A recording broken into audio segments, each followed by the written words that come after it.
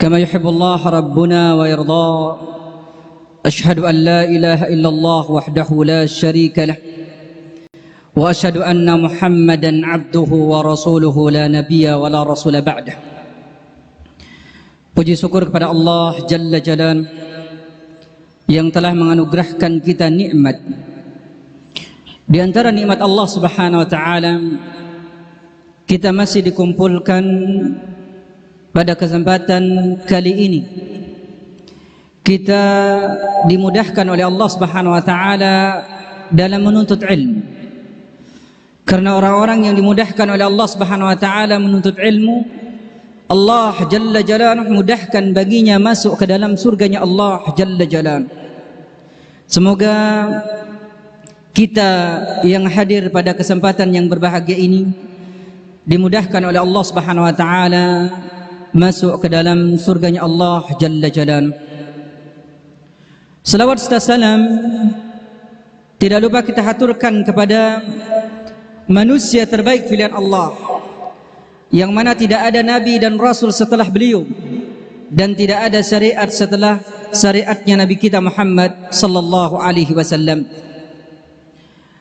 Hadirin yang dirahmati Allah Subhanahu wa taala, setelah kita membahas panjang lebar mengenai berkurban, perlu diketahui bahwasanya berkurban ini merupakan perintah Allah Subhanahu wa taala, yang mana kita sudah jelaskan bahwasanya Allah Jalla Jalaluhu berfirman, "Inna a'tainakal kautsar fasalli li rabbika wanhar." Kalimat fasalli li rabbika wanhar, para ulama menyebutkan bahwasanya kalimat fasalli, salatlah, dan salat di sini para ulama tafsir mengatakan salli di sini adalah salat Idul Adha, wanhar adalah menyembelih. Dan kita tahu bahwasanya yang namanya ibadah ada harian, ada mingguan, ada tahunan, ada sekali dalam seumur hidup. Itu bentuk ibadah yang sudah kita jelaskan. Dan hadirin dirahmati Allah Subhanahu wa taala, ternyata ibadah yang berkaitan dengan Ramadan ini adalah ibadah tahunan, bukan sekali dalam seumur hidup. Bukan sekali dalam seumur hidup. Bahkan dikatakan oleh para ulama tentang ibadah kurban ini adalah ibadah sekeluarga, yang mana seseorang itu bisa melakukannya setiap tahun, kemudian dia bisa niatkan pahalanya untuk seluruh keluarganya, dan seluruh keluarganya dia bisa mendapatkan pahala itu. Bagi siapa? Inna a'tainakal kautsar, yang diberikan oleh Allah Subhanahu wa taala nikmat yang banyak. Hadirin dirahmati Allah Subhanahu wa taala, kita diberikan nikmat yang begitu banyak oleh Allah Subhanahu wa taala. Ketika Allah Subhanahu wa taala berikan nikmat yang banyak oleh Allah Subhanahu wa taala, hadirin dirahmati Allah Subhanahu wa taala, Allah tidak meminta daging. Allah Subhanahu wa taala tidak meminta darahnya. Allah Subhanahu wa taala tidak meminta hewannya.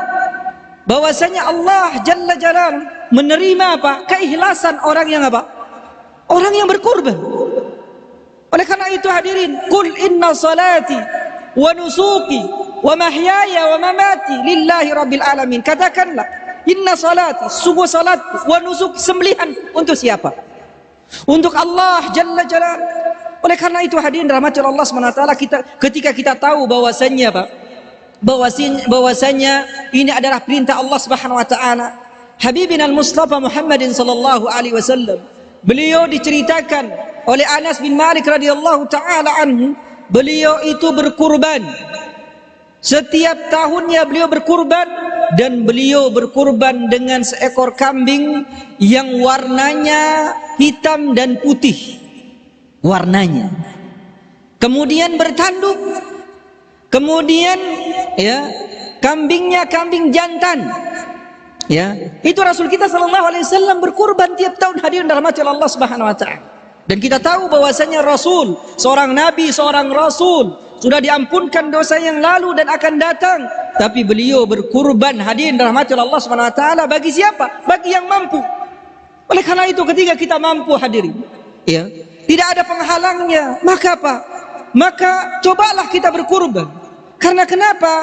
Karena Rasul kita sallallahu alaihi wasallam menyebutkan dalam hadis Abi Hurairah radhiyallahu taala an. Apa kata Rasul kita sallallahu alaihi wasallam? Kata Rasul kita sallallahu alaihi wasallam, "Man kana lahu si'atan." Barang siapa yang mempunyai keluasan rezeki. Nih, keluasan rezeki. "Man kana lahu si'atan wa lam yudhi." Dia tidak berkurban, fala yaqrabanna musallana. Jangan engkau dekati musallaku, tempat salatku, kata Rasul kita sallallahu alaihi wasallam. Oleh karena itu hadirin dirahmati Allah Subhanahu wa taala, ketika kita tahu bahwasanya fadilahnya, keutamaannya seseorang itu berkurban, masya Allah, begitu apa? Begitu besar, maka seyogyanya kita berusaha untuk berkurban. Tapi alhamdulillah di sini sudah mempersiapkan dirinya untuk berkurban ya Pak ya. Alhamdulillah. Tayyib. Ketika kita tahu bahwasanya kita akan berkurban, ternyata ketika kita berkurban hadirin dirahmati Allah Subhanahu wa taala, perlu diperhatikan bahwasanya ada syarat yang harus diperhatikan bagi orang yang berkurban, kemudian wakil kurban. Apa itu wakil kurban? Panitia. Ya. Setelah ini kita itu akan tanya jawab hadirin, tapi kita jelaskan dulu.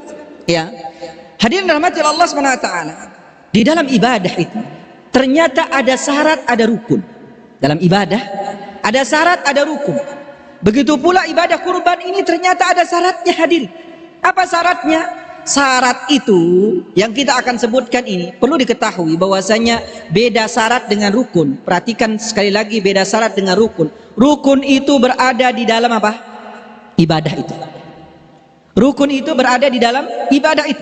Tapi syarat itu berada di luar dari ibadah tersebut. Tapi kalau tidak ada itu, tidak sah ibadah itu. Itu namanya syarat. Kita contohkan rukun dulu. Ketika bapak-bapak mau sholat, ya, mau sholat, tidak dimulai dengan takbir. Ya, langsung ya, dia mau sholat isya langsung salam, assalamualaikum, assalamualaikum. Ada sholat Pak, ya, dia nggak mulai dari takbir, ya, langsung dia salam, assalamualaikum, assalamualaikum. Gimana sholatnya? Terima atau enggak Pak? Enggak. Karena kenapa? Karena yang namanya sholat itu dimulai dari apa? Takbir. Dan takbir ini adalah rukun di dalam rukun apa? Sholat sekira. Ketika tidak ada rukun itu, maka apa? Tidak sah sholat seseorang. Ya, tidak sah apa? Sholat seseorang. Tapi yang namanya takbir, ya, yang pertama itu takbiratul ihram itu, yang pertama ini hadirin namanya takbir ini tidak boleh ada, dan itu berada di dalam ibadah itu sendiri. Ya. Ada orang di luar takbir kemudian tiba-tiba sholat? Enggak ada. Ini namanya rukun. Beda dengan syarat hadirin. Syarat itu berada di luar ibadah itu sendiri. Tapi kalau tidak ada itu, enggak sah ibadah kita. Contoh, bapak-bapak sholat, khusyuk sholatnya masya Allah, tapi enggak berwudu. Bapak-bapak sholat, tapi apa? Khusyuk sholatnya, katanya khusyuk sholat. Oh masya Allah bacaanku, aku mendalam dalam hatiku, masya Allah katanya ketika aku sholat. Tapi apa? Enggak berwudu dia. Sah enggak sholatnya Pak? Enggak sah sholatnya. Ya. Bahkan ada orang yang sholat enggak berwudu, di pertengahan sholatnya dia harus apa? Berhenti. Tapi lihat hadirin rahmati Allah Subhanahu wa taala, berwudu ini di dalam amalan sholat itu ada di luar sholat itu. Di luar sholat itu berarti orang kalau dia nggak sholat, habis itu dia berwudu, boleh atau tidak? Boleh, dia dapat pahala. Tapi berbeda dengan takbiratul ihram, takbir tadi. Iya. Kalau dia di luar waktu sholat, dia takbir Allahu Akbar. Kata orang apa? Beda ya Pak ya. Iya. Inilah bedanya antara apa? Syarat dan rukun hadirin. Kemudian hadirin rahmati Allah SWT, apa sih syaratnya seseorang itu mau berkurban? Pertama, syarat yang pertama yang perlu diperhatikan yaitu hewan ternak. Ya, berarti apa? Hewan ternak. Orang berkurban itu dengan hewan ternak. Karena kenapa? Allah Subhanahu wa taala sebutkan di dalam Al-Qur'an ala ma razaqahum min bahimatil an'am.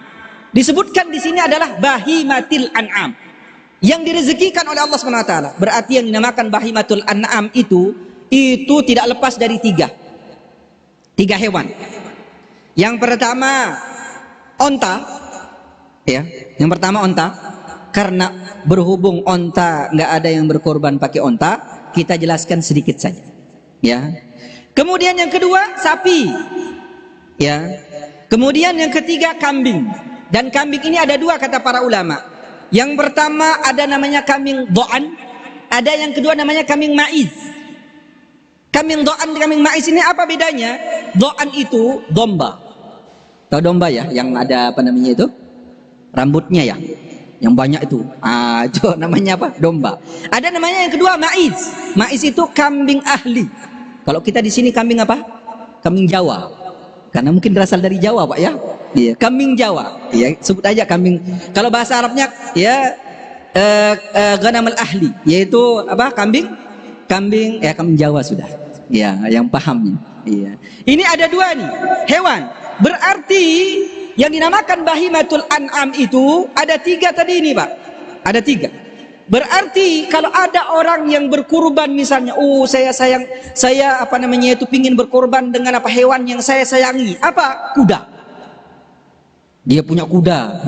Saya pingin kuda, nggak mau yang lain. Maka apa? Kuda kalau dijadikan hewan kurban, maka apa? Tidak sah kurbannya. Ya udah, kalau nggak kuda, apa? Ya, ayam. Waduh, berkorban pakai ayam. Ada yang berkorban pakai ayam nih, Pak? Ya nggak apa-apa, disembelih aja, Pak. Ya. Tapi kurban tidak masuk. Ya. Sah dimakan, Pak? Sah. Kita nerima terus, Pak. Nggak jadi masalah. Iya. Tapi nggak sah dia. Kalau ada orang berkorban dengan apa? Angsa. Oh, angsa, Pak, yang tinggi itu, nah. Masya Allah. Ya. Ini pun tidak apa? Tidak sah seseorang berkorban. Ya. Ayam, angsa. Cuma tiga tadi ini. Makanya syarat kurban itu hewannya sudah ditentukan, yaitu bahimatul an'am. Apa itu? Onta, sapi, kemudian apa? Kambing. Sekarang gimana dengan apa? Kerbau. Ada yang berkorban kerbau di sini, Pak? Nggak ada ya? Berarti nggak usah disebut berarti ya. Kerbau boleh nggak? Di sini terjadi khilaf di antara para ulama, apakah kerbau ini bagian dari sapi atau tidak. Hadirin. Karena kenapa? Sebagian mengkiaskan. Apa itu kias, hadirin? Kias itu adalah apa? Hukum asal ya sama dengan hukum furu, cabang, disebabkan karena ada ilahnya di dalam hukum. Itu namanya apa? Kias. Ya. Kita contohkan. Di zaman Rasul kita sallallahu alaihi wasallam, zaman Rasul, itu ada orang berzakat atau tidak, Pak? Ada orang berzakat. Betul nggak? Iya. Di zaman kita sekarang ini, ya ada orang berzakat atau tidak? Ada. Ya, zakat fitrah di zaman Rasul kita sallallahu alaihi wasallam, kita juga zakat fitrah. Ya, ternyata zakat fitrah di zaman Rasul kita sallallahu alaihi wasallam, ya, mereka itu biasanya berzakat itu dengan korma. Ternyata di zaman dulu itu, ya, mereka itu, ya, makanan pokoknya itu adalah korma. Korma makanan pokoknya, Pak. Kalau kita sekarang ada nggak makanan pokok kita di sini korma? Nggak ada di sini, Pak ya. Nggak ada kita di Indonesia ini makanan pokoknya. Ya. Maka apa? Maka makanan pokok kita di Indonesia apa? Beras, kemudian jagung. Wah, ada masih jagung, Pak ya? Masih ya? Antum jagung. Itu aja beras, hadirin dalam hati Allah SWT. Maka apa? Makanan pokok ini, ya, kita lihat di zaman Rasul kita SAW nggak ada beras. Nggak ada beras, Pak. Ya, mau cari riwayat gimana pun nggak ada beras. Yang ada apa? Yang ada gandum. Ya, untuk buat roti, Pak. Ya. Sekarang kalau kita apa namanya itu mengeluarkan zakat fitrah dengan beras, maka apa? Bisa nggak nyambung dengan hukum asalnya? Ya, bisa nggak nyambung? Ternyata nyambungnya di dalam apa? Di dalam permasalahan, ya, apa itu? Makanan pokok. Zaman dulu makanan pokoknya ini nyambungnya makanan pokok kita sekarang. Maka apa? Ini namanya kias. Ya, sama hukum asal dengan hukum apa? Hukum apa, Pak? Cabang. Tapi di zaman Rasul kita Shallallahu Alaihi Wasallam mengeluarkan zakat juga atau tidak? Mengeluarkan zakat, Pak. Iya. Kemudian zaman kita juga mengeluarkan zakat. Tapi di zaman kita sekarang ini ada model namanya zakat profesi. Iya, bapak-bapak ini kan ada profesinya kan? Zakat profesi. Tayyib. Iya. Di zaman Rasul kita Shallallahu Alaihi Wasallam, ya, di zaman Rasul kita Sallallahu Alaihi Wasallam, zakat profesi. Ya, ada enggak di zaman Rasul kita Sallallahu Alaihi Wasallam mereka punya profesi? Ada. Di zaman Rasul kita Sallallahu Alaihi Wasallam ada profesi. Apa itu? Jadi apa, Pak? Ya, jadi guru ada. Iya, jadi apa, pedagang ada. Ada, masing-masing cuma ada. Zaman kita juga sama ada profesi. Tapi hadirin dirahmati Allah SWT, beda dengan beras sama apa? Korma tadi. Ya enggak? Beda beras dengan korma tadi. Berarti kita katakan sekarang kalau ada zakat profesi kemudian dikiaskan dengan kita sekarang, maka Pak, ini namanya kiasul ma'al farik. Apa itu kias ma'al farik? Kias yang tidak nyambung. Ya, kenapa nggak nyambung? Karena apa? Karena di zaman Rasul kita sallallahu alaihi wasallam ada namanya apa? Namanya ya, profesi ada. Tapi apa? Mereka nggak mengeluarkan zakat profesi, hadir. Iya. Terus zaman kita mengeluarkan zakat profesi berarti apa? Tidak nyambung. Kenapa nggak nyambung juga? Karena apa? Karena mau dikiaskan kemana nggak nyambung. Mau dikiaskan dengan zakat mal. Antum biasanya diambil zakat profesi itu setiap kapan? Setiap gajian. Oh. Kalau gajinya 4 juta, wih, gede 4 juta, Mak. 3 juta. Kecil, terlalu kecil Pak ya, 3 juta ya. Udah 3,5 juta lah, sama-sama gitu ya. 3,5 juta Pak, Masya Allah. Yang dinamakan orang yang berzakat itu ternyata hadirin Allah Ta'ala sudah dikeluarkan dulu apa namanya itu penghabisannya. Baik, 3,5 juta. Ngasih istri 2 juta. Iya, protes nggak istri 2 juta dikasih? Enggak ya Pak ya? Punya anak 3. Baik, hilang 2 juta, tambah aja 2,5 juta lah. Tinggal berapa? Tinggal 1 juta. Iya. Uang bensin 500.000. Pulsa 500.000. Apalagi Pak? Iya. Ini baru uang bensin sama pulsa nih, belum jajan. Berarti punya duit lagi nih? Kemana duitnya? Habis sudah hadirin. Iya. Orang yang nggak punya duit, dia yang seharusnya dizakatin. Misalnya nih, dia gaji 2,5 juta, anaknya 5. Nah, nerima zakat seharusnya, bukan dia yang zakatin. Baik, ya nggak usah panjang ke situ Pak. Kita apa namanya itu lihat kiasnya aja nih, kiasnya aja dulu. Oke? Baik. Nah, sekarang di zaman Rasul kita Shallallahu Alaihi Wasallam sapi, ada nggak sapi di zaman Rasulullah SAW? Ada. Ada yang pernah dengar ada sapi zaman Rasulullah SAW? Sapi hadirin sudah dikenal di zaman ya sebelum Nabi kita Muhammad SAW sudah dikenal namanya sapi itu. Sudah dikenal. Ya, sampai di zamannya siapa? Bani Israel sapi sudah ada. Sampai-sampai Allah perintahkan di dalam surah Al-Baqarah itu orang ya Bani Israel disuruh nyembelih sapi. Apa kata mereka? Sapinya warna apa? Padahal dia tahu sapi warnanya apa. Gemuk atau kurus? Iya. Iya. Jantan atau apa betina? Pokoknya semuanya sampai memberatkan dirinya sehingga Allah SWT beratkan bagi mereka. Iya. Ini siapa? Bani Israel. Berarti sapi di zaman dulu sudah ada. Iya. Dan bagian sapi ini ya sebagian para ulama menyebutkan bagian jamus itu apa? Kerbau, bagian dari sapi ini. Tapi sebagian para ulama mengatakan bahwasanya mimbabil ikhtiyat, daripada hati-hati mendingan pakai apa? Pakai onta atau pakai sapi, ya, untuk ikhtiyat, berhati-hati, ya. Tapi sebagian para ulama membolehkan. Baik, kita lanjutkan. Tadi bahimatul an'am, syarat yang pertama. Yang kedua, umurnya. Ini perhatikan, ini yang menyiapkan hewan kurban, umurnya. Pertama, onta minimal umur 5 tahun. 5 tahun, Pak, onta nih. Karena nggak ada onta, nggak usah panjang, ya. Yang kedua, sapi umur 2 tahun, nggak boleh kurang dari 2 tahun.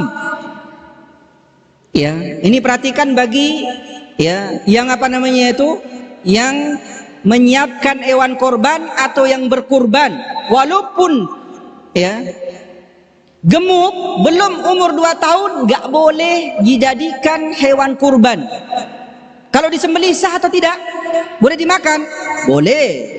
Dimakan boleh, tapi tidak apa? Tidak sah sebagai kurban. Tidak sah sebagai kurban, ya. Kemudian panitia itu harus amanah, hadirin Allah Ta'ala. Kalau misalnya ada orang yang mengorganisir kurban, maka apa? Dia juga harus amanah. Penjual juga harus amanah. Bahwasannya hewan kurban itu minimal 2 tahun umurnya, ya, minimal 2 tahun umurnya. Bagi apa itu? Bagi sapi, ya, bagi apa? Sapi, ya. Kemudian kambing, tadi ada 2 kambing, ya. Ada namanya apa? Domba, kemudian apa? Maiz. Domba ini, ya, minimal 6 bulan. Ya. Tapi 6 bulan ini kata para ulama, kalau dia sudah nggak punya duit. Kalau nggak punya duit nih boleh nih. Ya. Yang apa namanya itu 6 bulan ini. Ya. Orang yang sudah apa namanya itu ini. Makanya kata para ulama, coba bayangkan, ya. Dalam syariat ini menyebutkan bahwasanya apa? Ya, orang yang nggak punya duit juga apa? Disuruh berkurban. Iya, minimal apa?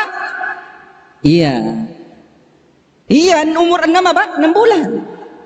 Tapi kalau maiz minimal umurnya 1 tahun. Ini kalau ada kambing yang mau disembelih minimal 1 tahun. Baik. Selanjutnya, syarat selanjutnya adalah apa? Selamat dari cacat dan aib. Cacatnya itu ada 2 model, Pak. Ya, pertama, cacat yang tidak menjadi sah hewan kurban itu. Ini yang pertama. Di antaranya yang disebutkan oleh Rasul kita Shallallahu Alaihi Wasallam apa? Al-a'war, yubayyin a'waruh. Yang pertama, buta sebelah, jelas butanya. Berarti kalau buta dua-duanya jelas, ya lebih utama, Pak. Nggak boleh. Buta sebelah aja nggak boleh. Ngelihat nih, buta atau enggak nih. Iya. Tapi ntar, ya, kita akan bahas, hadirin, ya, hewan yang butanya nggak jelas butanya. Pernah nggak ngelihat ada hewan, tapi apa namanya itu butanya nggak jelas? Ya. Ada ya, Pak, ya? Ada. Iya. Kalau nggak terlalu jelas, boleh. Ya. Boleh, walaupun terjadi khilaf di antara para ulama, jumhur mengatakan tidak boleh. Ya, tapi kita akan sebutkan dulu ini al-awarnya, bayyin, jelas. Ya. Yang kedua, arja, allati yubayyin arja'uha, yang pincang, jelas-jelas pincang jalannya. Kalau antum lihat jalannya pincang itu, ya, nggak boleh dijadikan apa? Kurban. Iya. Makanya panitia hadirin Allah Ta'ala ketika menurunkan apa? Menurunkan sapi, menurunkan kambing, hati-hati. Ya, jangan sampai apa? Iya. Karena apa? Kalau pincang akan bermasalah. Jelas pincangnya. Ya, ini yang kedua, cacat yang tidak ya, bisa ditolerir. Kemudian yang ketiga, ahfa allati la tamka, yang kurus, yang tidak ada tulang sumsumnya, kurus sekali, tulang tok, ya. Karena sebenarnya hadirin yang ta'ala, kurban itu kita mengharapkan apa Pak? Tulangnya atau dagingnya? Kalau orang Indonesia tulangnya Pak ya, untuk kondro ya. Iya. Tapi ya, hakikatnya sebenarnya apa? Dagingnya. Hakikatnya. Kemudian yang keempat, al-marid yubayyin madhaha. Sakit betul-betul apa? Sakit.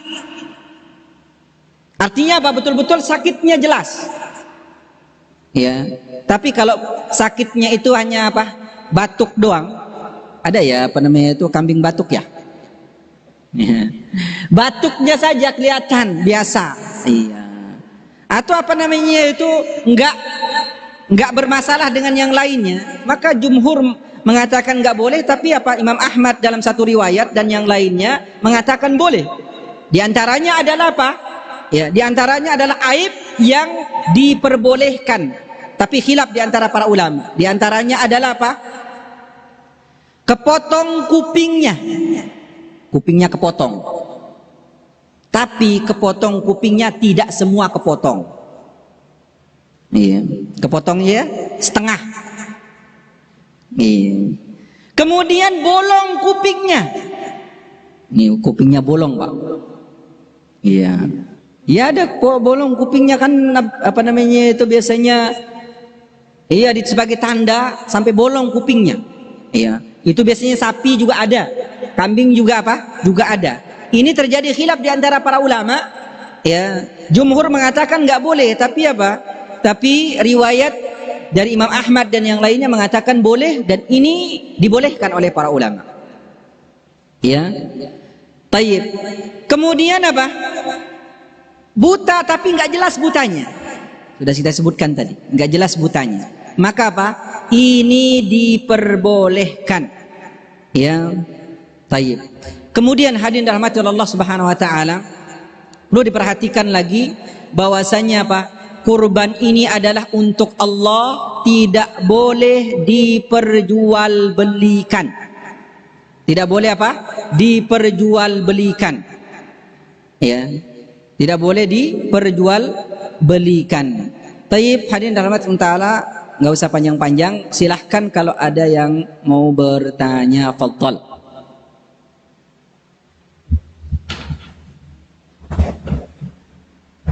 Assalamualaikum warahmatullahi wabarakatuh. Yang dimaksud yang korban itu misalkan saya dan keluarga termasuk ayah ibu apa enggak, Ustaz? Itu yang pertama. Yang kedua, kita sapi datangkan itu kan dari luar, belinya di orang penjual sapi itu, kita kan nggak tahu umur sapi itu berapa, sudah itu bulan memenuhi syarat atau belum, kita kan nggak tahu. Karena pedagangnya juga nggak tahu sapi di daerahnya sudah setahun atau 2 tahun atau 3 tahun, kita nggak tahu. Gimana Ustaz?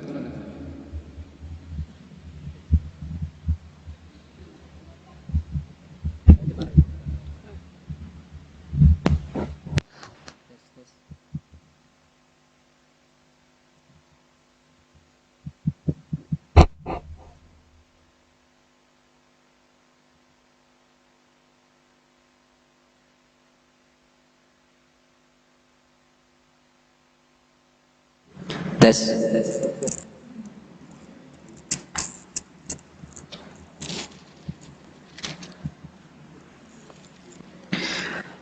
Tayyib, hadirin rahmati Allah Subhanahu wa taala. Tadi pertanyaan berkaitan dengan niat berkurban untuk seluruh keluarga. Batasan keluarga yang dilibatkan. Batasan keluarga yang dilibatkan, Imam Al-Bajuri, beliau ya bermazhab Hambali, menyebutkan bahwasanya yang dinamakan batas keluarga itu ya adalah an-nafsihi bi ahlihi nafaqah.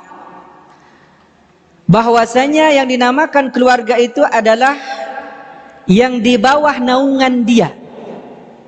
Di bawah naungan dia. Kemudian di bawah nafkahnya dia. Di bawah apa? Nafkahnya dia. Di antaranya istrinya, anak-anaknya. Kemudian kalau seandainya misalnya orang tuanya ini ya minta, maka apa?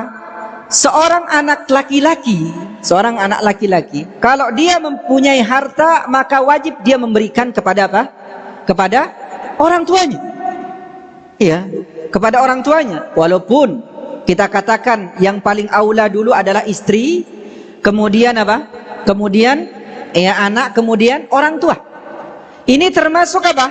Di bawah naungan. Ya, di bawah naungan. Terus bagaimana kalau seandainya anaknya ini sudah pisah? Sudah pisah. Ya, sudah pisah. Kemudian apa? Masih minta sama orang tua. Ada nggak kita di sini itu ya? Ada ya Pak ya? Iya. Dia sudah nikah, punya anak 2, masih apa? Masih nodong. Iya, udah nikah, nodong orang tua. Iya. Kemudian apa namanya itu? Ya, nafkah juga apa? Minta ke orang tua. Iya. Tapi jarang yang seperti itu ya, Masya Allah. Iya. Nah, di bawah naungan kita, siapa saja yang di bawah naungan kita di dalam perkara nafkah, maka apa? Itu dikategorikan ya, kategorikan keluarga, dan ini disebutkan oleh Imam Al-Bajuri. Ya, ini yang disebutkan oleh Imam Al-Bajuri. Jelas? Baik. Sekarang yang kedua,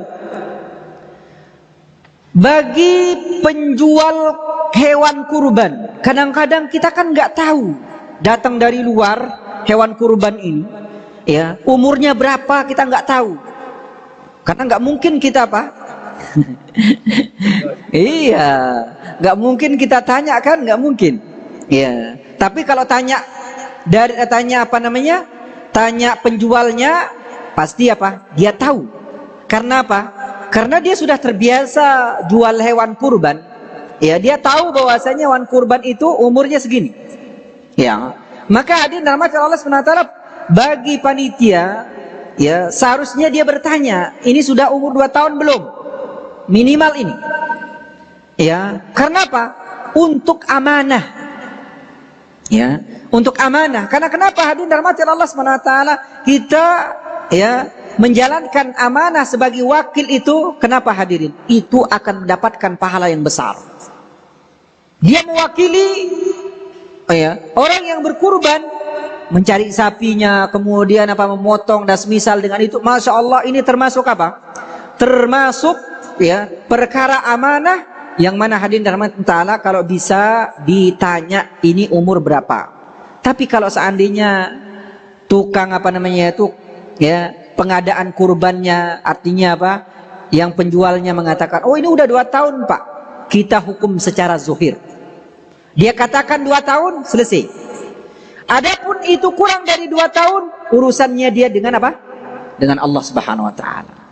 Urusan dia dengan Allah Subhanahu Wa Taala. Karena kenapa hadirin? Karena kita sudah bara', artinya berlepas diri dari apa? Hukum yang ada.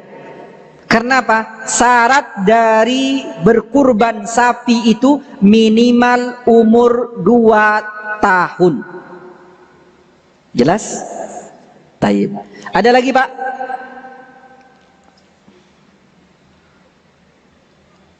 Nggak ada. Kenapa?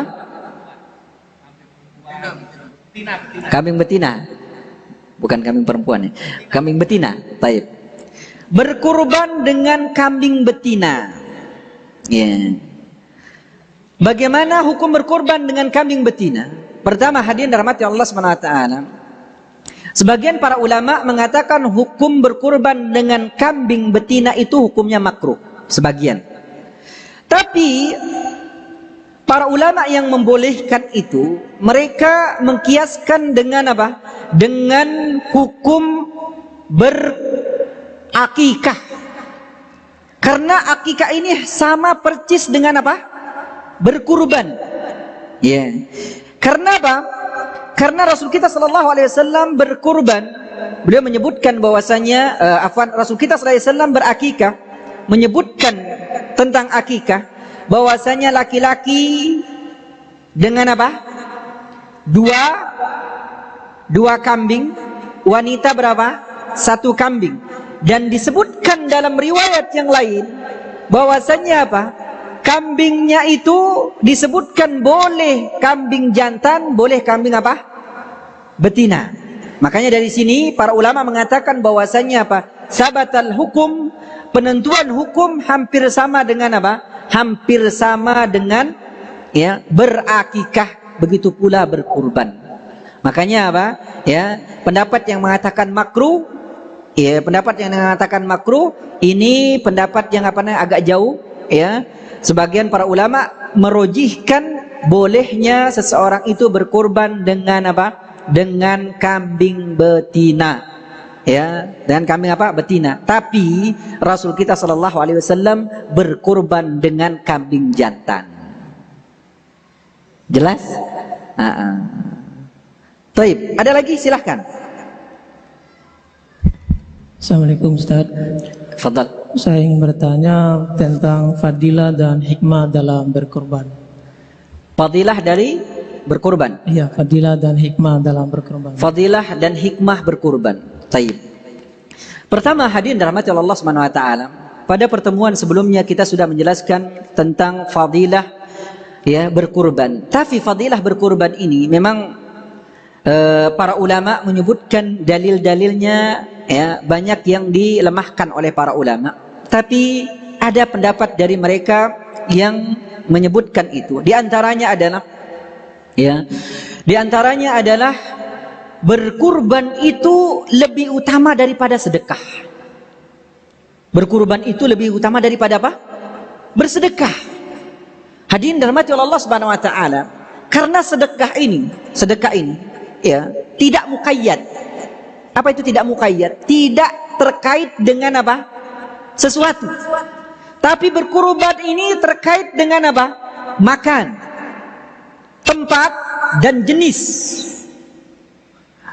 Makanya apa? Orang berkurban itu spesial hadirin. Spesial. Kenapa spesial? Karena kita tahu bahwasanya berkurban itu Masya Allah tidak tiap hari, tidak tiap bulan, tidak tiap apa? Tidak tiap minggu, tapi tiap tahun. Makanya di sini para ulama menyebutkan ini adalah amalan yang mana apa? Yang mana amalan ini termasuk yang ditekankan. Makanya para ulama ya, sebagian mereka mengatakan bahwasanya berkurban itu hukumnya wajib. Kenapa? Karena apa? Rasul kita sallallahu alaihi wasallam lakukan terus-menerus. Kemudian apa? Kemudian ya, Rasul kita sallallahu alaihi wasallam ketika memerintahkan para sahabat untuk berkurban sampai beliau mengancam, ya, mengancam bagi yang tidak berkurban dengan apa? Jangan datang ke musola. Ini yang pertama. Kemudian yang kedua, ya, para ulama juga menyebutkan tentang apa? Ya, berkurban itu lebih utama daripada memerdekakan budak. Berkurban itu lebih utama daripada memerdekakan budak. Dan kita tahu hadirin, ya, membeli budak itu mahal. Tapi ternyata apa? Ternyata ya berkurban ini lebih utama. Ya, bahkan kata Imam Ibnul Qayyim Al-Jauzi, beliau menyebutkan bahwasanya apa? Bahwasanya ya, kenapa berkurban itu lebih afdal daripada bersedekah, kemudian apa namanya itu merdekakan budak? Kata Imam Ibnul Qayyim, dia dari pengambilan waktu yang mulia. Pengambilan waktu yang apa? Mulia. Karena apa? Karena seseorang beribadah di bulan haram. Ada berapa bulan haram? Siapa masih ingat bulan haram ada berapa? Termasuk apa? Iya. Itu bulan apa? Bulan haram. Ini keutamaan yang besar hadirin dirahmati Rasulullah Ta'ala. Ketika seseorang melakukan amal saleh, begitu banyak amal saleh yang dia lakukan. Ya. Dan ini yang disebutkan oleh para ulama tentang keutamaan berkurban. Adapun hikmahnya hadirin, hikmahnya di antaranya yang disebutkan oleh para ulama bahwasanya Nabi kita Ibrahim alaihissalatu wassalam saja berani mengorbankan siapa? Anak, Pak. Kita berani mengorbankan anak kita? Hikmahnya adalah bagaimana seorang nabi yang berani seperti itu, hadirin dirahmati Allah Subhanahu wa taala. Ini menunjukkan bahwasannya orang yang berkurban itu keimanannya tinggi. Keimanannya tinggi. Karena kenapa? Karena dia tahu bahwasanya yang dia korbankan itu, dia akan keluarkan hartanya.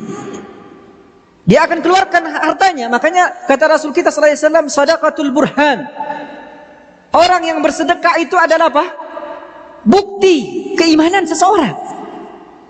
Makanya kalau ada orang yang pelit, bukti bahwasanya imannya lagi masalah. Tapi kalau dia betul-betul memberikan, Masya Allah. Makanya kata Rasul kita sallallahu alaihi wasallam, sadaqatul burhan. Sedekah itu adalah bukti. Adapun hikmah-hikmah yang lain banyak sekali, nggak mungkin kita akan jawab satu-satu. Itu saja yang kita bisa sebutkan untuk sementara. Ada lagi? Silakan, fadhal. Fadhal, Pak. Assalamualaikum warahmatullahi wabarakatuh. Waalaikumsalam warahmatullahi wabarakatuh. Seperti kita ketahui, syarat untuk kurban kan harus sehat. Tapi kadang-kadang kita pas penyembelihan itu kadang-kadang ada semacam ulat-ulat gitu yang di hatinya terutama. Itu gimana, itu apa sah pendak itu? Taib. Ini pertanyaan yang bagus. Pertama, kadang-kadang kita menyembelih hewan.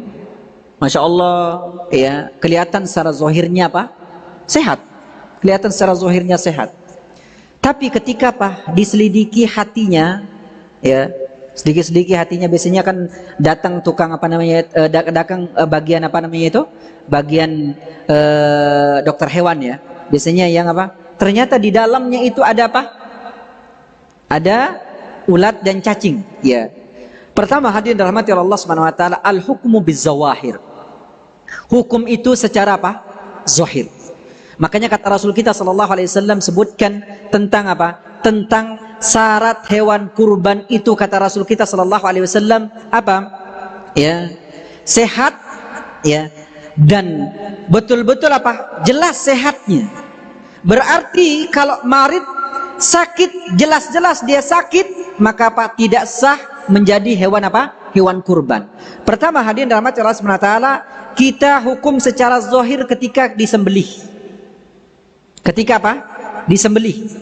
Maka kalau secara zahir sehat ketika disembelih, maka sah sebagai hewan kurban. Sedangkan sedangkan kalau memang pas disembelih kemudian ada penyakit yang ada di dalam, misalnya hatinya dan yang lainnya itu, maka maka tetap sah, hadirin dirahmati Allah Subhanahu wa taala. Karena kita tidak menghukumi sesuatu yang tidak nampak. Maka yang seperti itu yang tidak boleh dimakan, maka maka dia dibuang. Kalau nggak boleh, kalau memudaratkan. Karena kenapa? Karena setiap perkara yang memudaratkan itu kita tidak boleh mengkonsumsinya. Tapi mengenai sah dan tidaknya, kita kembali kepada hukum bahwasanya al-hukmu bizzawahir, bahwasanya hukum itu yang nampak. Kalau memang nampaknya sehat, maka hukumnya tetap sah menjadi hewan kurban. Allahu a'lam. Taib. Ada lagi? Taib. Berkurban di daerah lain. Taib. Sebelum saya jawab kurban di daerah lain, perlu diperingatkan kepada panitia dan yang lainnya, ya, bahwasanya apa? Yang namanya amanah ketika apa? Ketika kita dikasih ya oleh sahibul kurban, maka apa? Maka daging itu untuk 3 keadaan ya hadirin. Pertama bagi yang apa? Berkurban. Yang kedua bagi siapa? Bagi fakir miskin disedekahkan. Kemudian yang ketiga bagi siapa? Ya, bagi orang kaya diapain?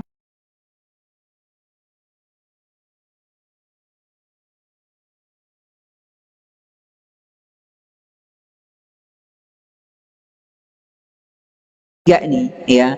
Nah, hadirin, kalau ada dari ya maaf ini ikhwan ya yang kita nggak sebutkan mungkin, hadirin dirahmati Allah Subhanahu wa taala, ini kebiasaan buruk terjadi di mana-mana kadang-kadang ya, bawa kresek sendiri.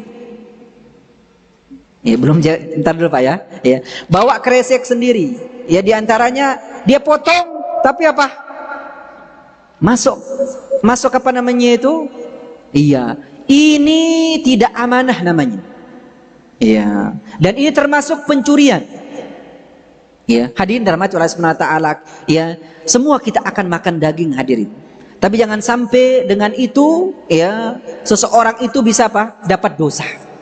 Ya, jangan sampai hadirin dirahmati Allah Subhanahu wa taala. Ya, berapa sih kita bisa dapat daging hadirin?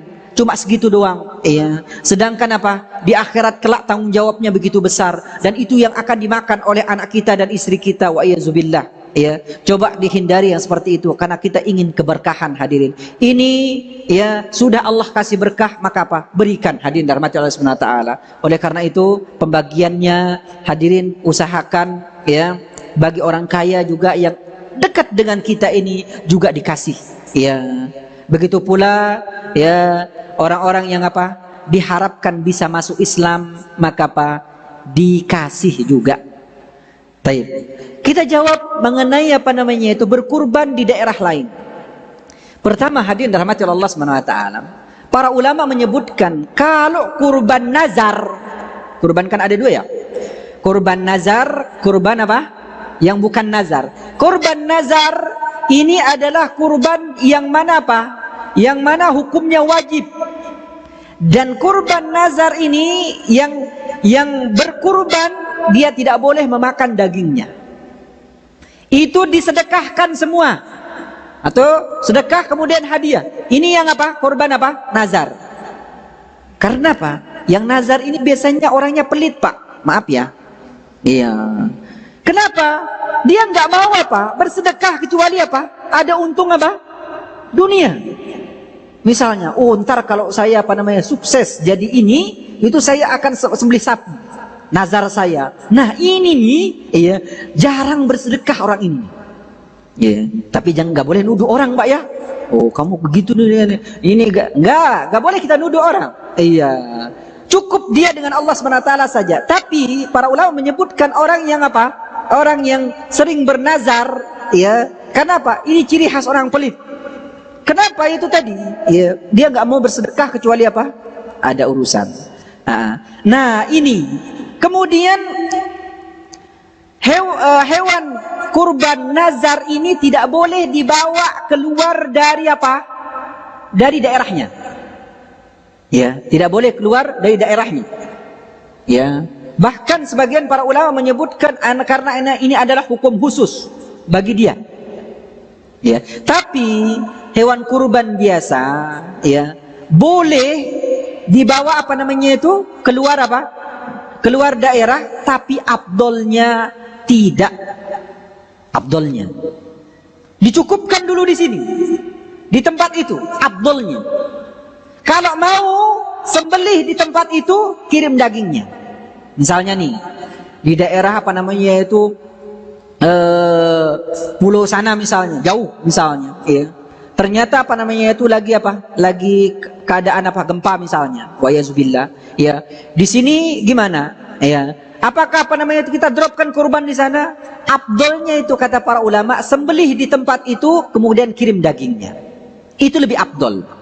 Walaupun berkurban di sana boleh, nggak ada yang larang.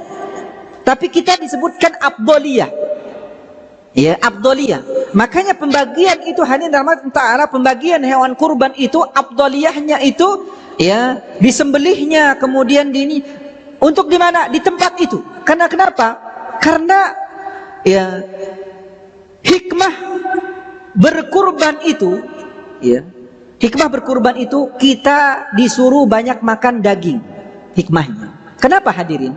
Karena apa? Ketika kita mau sholat Idul Adha, beda dengan sholat sholat Idul Fitri. Sunnahnya gimana? Kalau sholat Idul Fitri, sunnahnya apa? Sarapan dulu, Pak.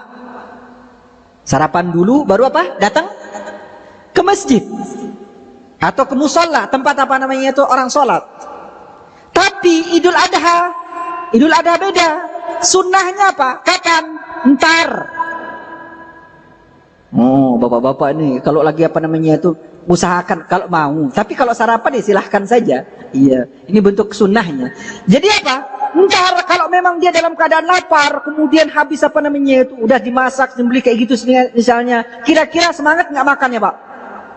Semangat, Pak, Masya Allah. Tapi kalau sebelumnya sudah kenyang,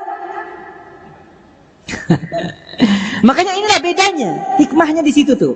Ya, oleh karena itu hadirin dirahmati Allah Subhanahu wa taala. Sudah selesai waktunya. Oh, udah. Khair Bapak ya. Kita tutup pembahasan kita dengan doa kafaratul majlis. Subhanakallahumma bihamdika asyhadu an la ilaha illa anta astaghfiruka wa atubu ilaik wa akhiru da'wana anil hamdulillah. Assalamualaikum warahmatullahi wabarakatuh.